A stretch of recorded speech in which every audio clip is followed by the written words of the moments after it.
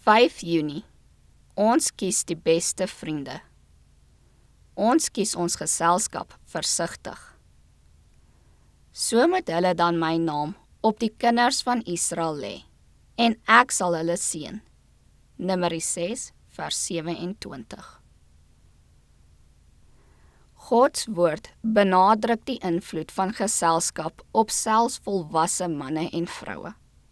Hoeveel groter is daardie invloed nie op die ontwikkelende gemoed en karakter van kinders en die jeug nie.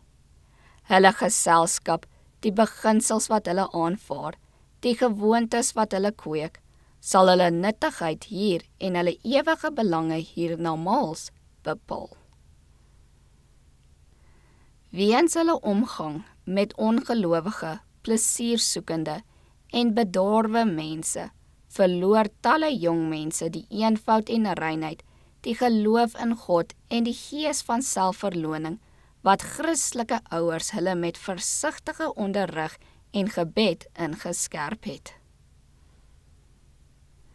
Manne en vroue, wat 'n breë insig het, onselfsugtig is en 'n edele strewe het, is in die reël hulle by wie hierdie karaktertrekking in hulle vroeë jare deur hulle vriende ontwikkel is.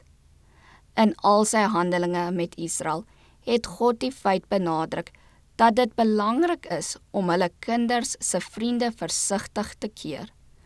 Al die reëlings vir hulle burgerlike, godsdienstige en maatskaplike lewe was bedoel om te keer dat die kinders nie met slegte mense omgang nie en om hulle van hulle vroegste kinderdae bekend te maak met die voorskrifte en beginsels van Gods wet.